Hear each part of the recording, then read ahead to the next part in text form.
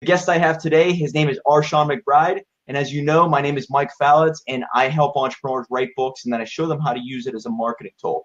So what I like to do is interview other experts, people who have books out there, or other entrepreneurs that might have some techniques and tricks that maybe can teach me and also can teach you in the process. Shawn, are you there, and are you able to see on my Facebook Live? I am here. Yeah, I'm also sharing a Facebook Live with my audience, so people know we're over here. But yep, let's chat. Beautiful. Very nice, man. Thank you very much for doing this. And I guess really introduce yourself. I really don't even know you too well, except for the fact that you've been involved with TEDx, the Wall Street Journal, Huffington Post. So who are you and what do you do? Yeah, so my deal is this. I'm a business owner, and I work with other business owners. I help people find hidden opportunities in their business, stuff that they may not be aware is there. I find risks. I spent a lot of my early career as an attorney helping people find risks in their business. So I'm always looking at risks within a business, helping people address those. And then the goal, obviously, is to expand wealth and then protect that wealth for who's important to you, usually the next generation, your children, but maybe it's a charitable purpose for some people. But to not only build that wealth, but then to convey that wealth to somebody else. So these are the things that I'm typically involved with, looking at business plans start to finish. And then different clients will help me work in different verticals of their business. So sometimes I'm coming in and putting together a partnership agreement. Sometimes I'm coming in and helping them raise money for their business as an attorney, helping them put together the documentation to protect them and to help them raise that money. Sometimes I'm coming in to working with corporate America or companies on time management, coaching or doing group training about how do we manage our time better, how do we execute on these plans. The one theme you'll see in everything I do is everything's connected to business plans, building and executing business plans. Wow. How long have you been doing this?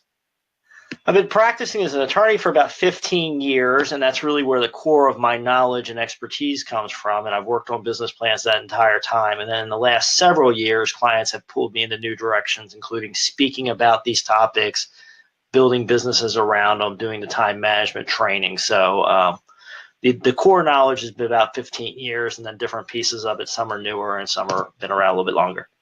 Very cool. Very cool. Okay. And what was your driving force to write the book? Why did you actually say, okay, I'm going to sit down and put this together now? A lot of people ask me to write the book, and oh, that's cool.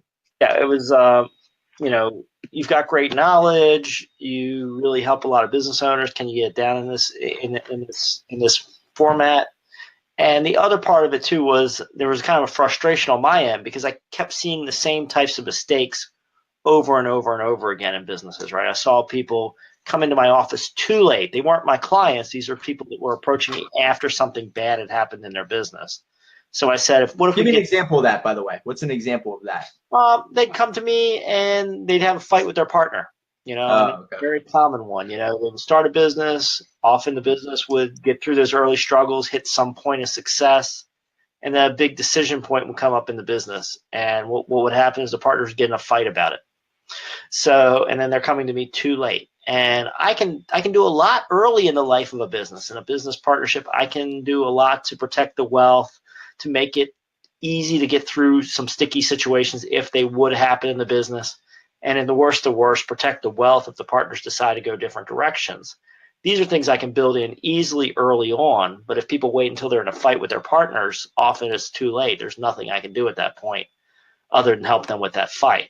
So we work with people to try to build those strategies and to build things ahead of time. And this book takes some of these very common mistakes that I see and puts it into a checklist, essentially, that a business owner can go through to make sure their business is as strong as it can be. What's the book title? Business Blunders, is that correct? Business Blunders, yes. That was my first book, and then I had another book come out recently. But that's what compelled me to write the first book, was getting that knowledge and expertise out to folks. Most of my audience are basically either entrepreneurs or aspiring entrepreneurs. And whether it's on YouTube, Instagram, Facebook, really what I do is I teach people how to use the book as a tool. Now, I see you're able to get a lot of speaking gigs, a lot of attention. How do you use the book, and what were the results? Yeah, the book's definitely part of the toolkit.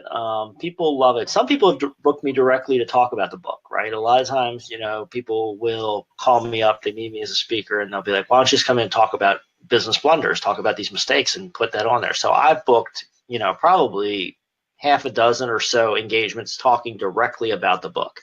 So people have Wow. come up and said, "Hey, we need this information. Can you just do this for us?"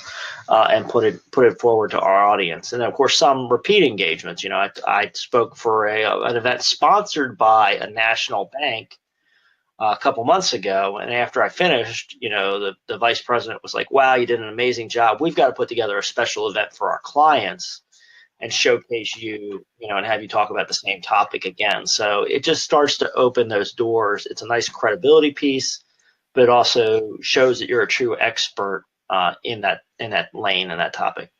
Now, you were talking about a lot of people come to me and ask for speaking engagements, and how do I get them? Now, I believe it's all about relationships. So if people know you and they trust you and they believe you know exactly what you're talking about, you're going to be on the top of their mind to say, "Hey, I need a speaker. I'm going to go to that person," for whether it's marketing, sales, Right. business strategy, a consulting for law or legal advice. Then you really want to be on the top of people's minds. So what's your main tip for anybody who does have a book or maybe thinking about writing a book on how to get a speaking gig?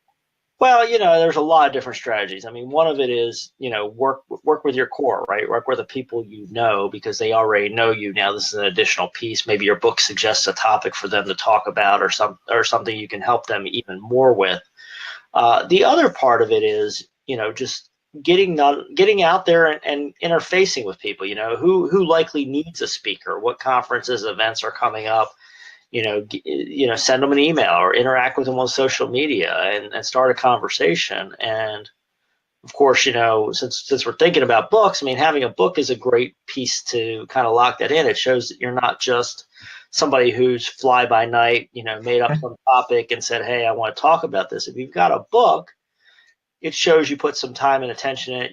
You've been in this for a while, and that's something I've seen, with a lot of the speaking engagements I book, a lot of the business strategy work I get. People want to see some tangible evidence you've been in this area for a while, because with the internet being the way it is, there's so many people flying around. They're an expert in one thing one day, they're an expert in another thing the next day, they're an expert in something else. And if it's just an email or maybe just a web page that says you're an expert in something, It's not enough.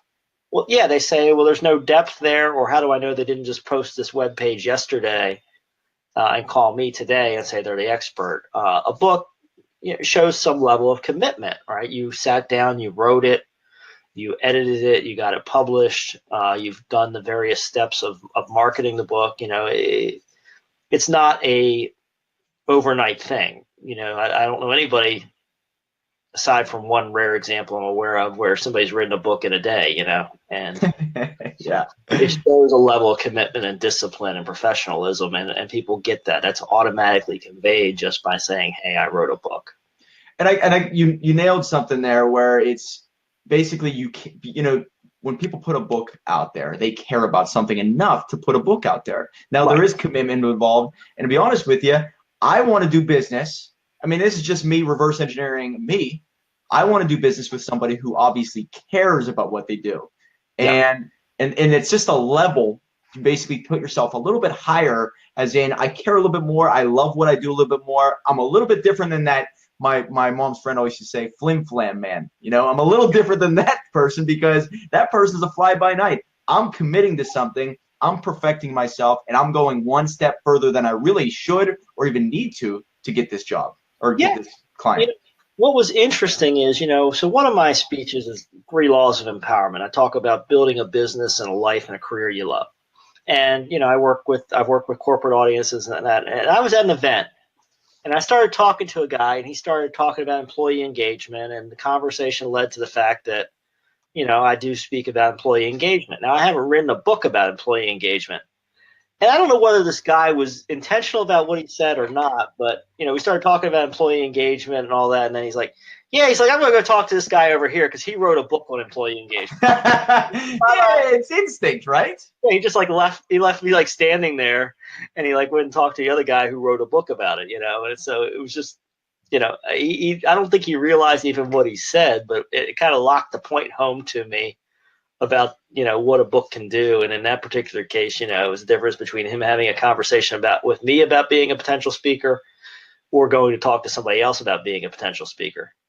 And I guess it's all about, hacking how people think, buy, react.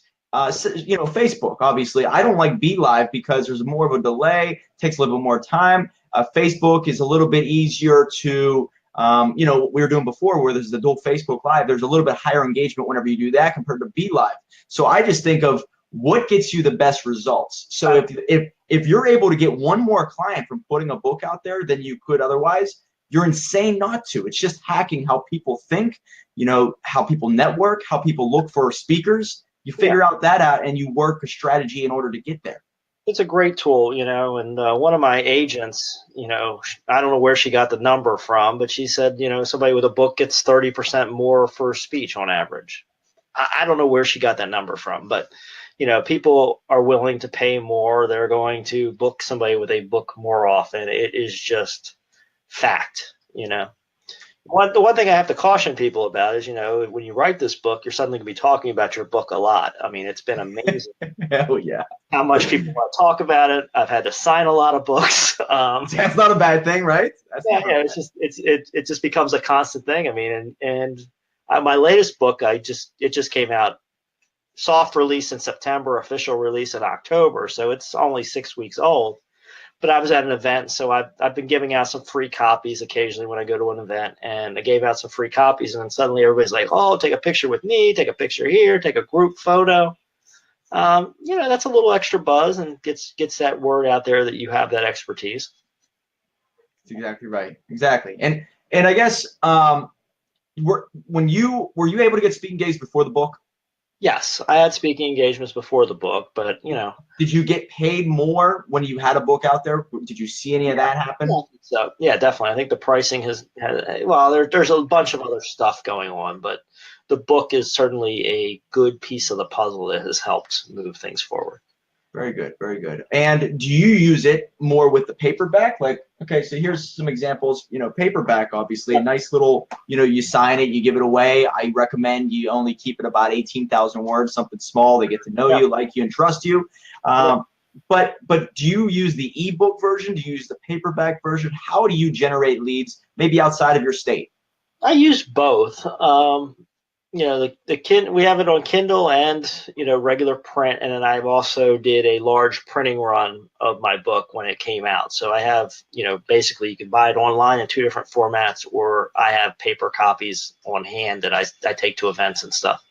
As far as interfacing over people over distance, I will occasionally send somebody the ebook. So I'll talk to somebody and we'll get in a conversation, and I'll send them an electronic version that deepens the relationship. That may be part of getting a speaking engagement lined up or closing a piece of business. So it's certainly nice to be able to attach that to an email and send it. I do that sparingly, but I use it as a tool. I haven't experimented with selling my own electronic copies of the book. I think I will eventually want to do that. So it does open up a lot of doors. Very good. And you did mention in your Facebook profile that you're a muscle car enthusiast. So real quick, I know there's a lot of people out there not muscle car enthusiasts. I'm restoring a 69 Mustang. So tell me a little bit about how you're a muscle car enthusiast. Well, I've got a 70 Challenger convertible, right? The same. Ooh, nice.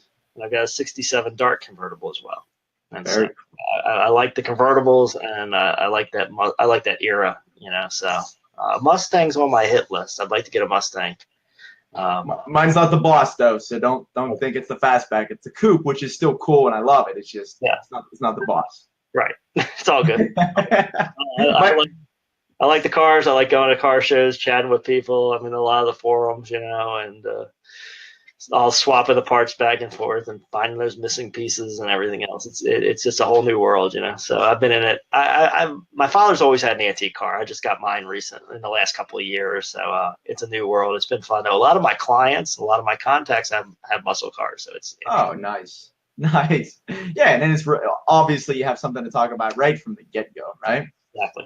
Yeah. It's another point of connection, so it's something to talk about, not unlike the book. A lot of these things, it's the more possible points of connection you have, the more likely you are to do business with somebody. Well, that's another reason why people always talk about a book, and I say it's a marketing tool. Now, technically, it's really a sales tool also, because really you want to do business with people who like and trust, or who remind you of yourself, basically.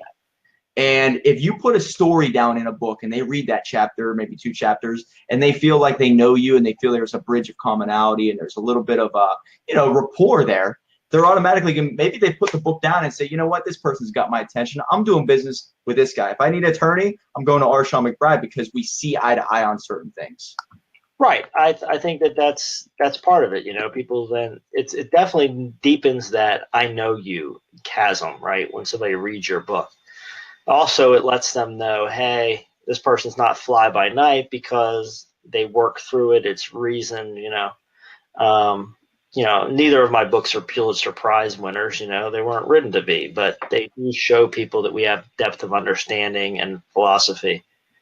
And every once in a while, it's interesting. The newer book has been, I guess, just the topic is more broad appeal than my first book. And we've got one person who just keeps buying. They took it home on a plane after we spoke, and they just keep buying copies of the book, and they're handing them out to people left and right. So every once in a while you stumble upon a fan. She just likes our message, and she believes in the way we approach time management. So she's been handing it out left and right in her community. So, who knows where that goes over time. It's still a new exercise, but that's fun when you find those kind of fans that say, hey, I resonate with what you said and how you say it. And that's a huge thing. When you put your story out there, what you're really doing is basically, here's my story. You're building a tribe that way. You're basically saying, hey, who thinks like me, who believes in what I believe, who wants to, do something like what I went through. And that's really what you're doing. And basically, you get that certain mentality within your own company, and, the right people find you then.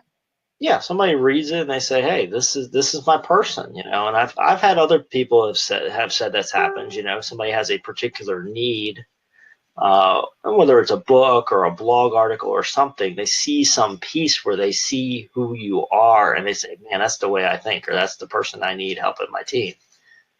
And it opens that door. I love it, man. I love it. So the entrepreneurs that are watching this now or on replay, if there's anything that you would recommend to them, whether it's in their business or maybe whenever they're putting their own story out there, what do you recommend to them? What's the takeaway that you learned from writing 2 books? I think it's important to, the book's interesting because it forces you to organize your thoughts, which, that's a side benefit of the book that you never think about, or a lot of people don't think about, is when you go through the book writing process, you have to systematize it. You have to explain it to somebody else. That forces you to have a rigor of understanding of your own information. It makes you a better presenter, a better conveyor of information. But I would say, the biggest thing is there's a hurdle out there. People are afraid of books. They think that they're too cumbersome to write or whatever. It's one of these things you start, once you get this ball rolling, it becomes a lot easier. So the first one is difficult. I will not tell you that it wasn't hard for me to write Business Blunders. It wasn't hard to get, it was difficult to get into that routine. But once I was in the routine, process started going, everything else. Now I think in terms of books, the second book was a lot easier to write. Got a third book on its heels and a couple other books that are following. Nice. Now it's a process and it's something you understand. So just don't think it's some magic undoable thing. It's something that if you have a strong expertise and you know what you're doing, this is a great way to get your knowledge down in a new format, open up some doors, and convey what you know to more people. And do you foresee, it might be just a crazy question, but do you foresee, more clients coming your way because of more books, because your market is now growing and more people hearing your name? Is it basically, the way I look at it, they're trophies, they're diplomas, they're credentials. The more you put out there, the bigger splash in the water, the more people are going to see it. So they're going to hire you in the end. Absolutely. Well, it just allows you, there's so many different topics of expertise that I've built and sub pieces of it. And it's hard for me to convey all of that in one sitting. But when you write a book, when you have that knowledge, you put it into that format where people can see it, they can transfer it, they can use it. And then that allows more people to get things rolling, So, that's Shannon and I co-authored the latest book, It's About Time. So she's writing in there. And Did you see that just pop up there? Yeah, we've Shannon Greg. Shannon and I have closed business off of It's About Time. I mean, we had a fan that took it home, and they've hired us now to do consulting. And I don't think that relationship would have went to that depth if they had just seen us speak. It's because they saw us speak, they took our book home, they read our book, then they hired us. So, Awesome. So I mean, we've already closed business off of books. I've got clients because I wrote a book, I spoke about the book, and then they hired me to talk about that topic. It definitely has increased business. And that's why I tell people, don't ever look at a book as a direct revenue source. Look at it as an indirect revenue source, Yes. because what you do with it is going to make you way more money in the end, and you're going to affect way more people's lives if you use it to grow your business, your brand, your name, rather than get that $10 off of a book. Don't even think of that. No, you got to be a very unusual case. If you're a celebrity or something like that, a politician that's well known, something like that, you might make money off your book. For most business people, it's part of your toolkit, and it's going to increase your indirect revenue over time. It's awesome, man. Well, thank you so much for doing this. The book's names, if you want to just tell them that, and then also the website for them to find you, because all the entrepreneurs out there that are watching this now or later or on YouTube, just you work with any entrepreneur at any stage. Is that correct? Right. I have a coaching program over at McBrideForBusiness.com. That's my business strategy firm. So feel free to check that out. We do work with people at different stages. Our law firm clients tend to be second and third time around business owners or people who have grown their business to a certain size. That's more the profile of people we work with there. But no, if somebody's serious about moving their business forward and they really want to shortcut the learning process and have progress quickly, yes, would love to work with them. So McBrideForBusiness.com, you can see our coaching tab and some of the programs that we're doing. The books, Business Blunders, McBrideBook.com. Second book's It's About Time. It's available on Amazon. We don't have a website for the second book yet. We're working on it. But we are offering a bundle. You get the book and access to our Time Tribe, time management community. If you go over to my Twitter page, McBride for Biz, it's the pinned tweet. You can sign up for that. Pretty inexpensive, but you get time management support plus the book bundled together. Awesome, man. Yeah. Thank you. And I guess the one last question I do have for you, how did you get involved with TEDx? Every one of my clients, every person I've ever met, that's their dream. That's their dream. How did you get involved? There are a lot of TEDx events going on. I had a message in me. Oddly enough, one of my staff members, saw a TEDx women event and said, "Hey, you work with a lot of women in business. You're supportive of women in business. Why don't we apply?" And so we sent the application in.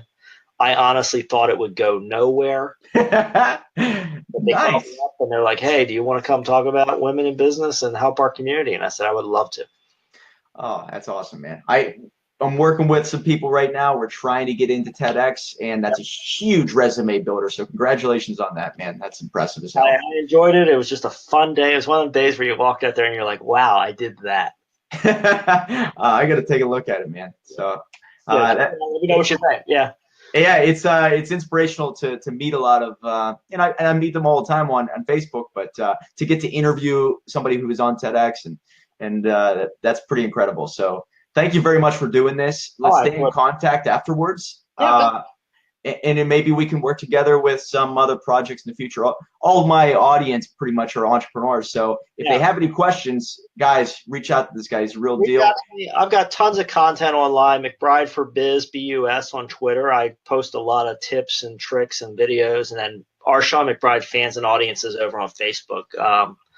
I give away a lot of stuff and a lot of foundational materials and things for building a business. And then I work with people on the bigger issues, the stuff where they really need some unique expertise and knowledge.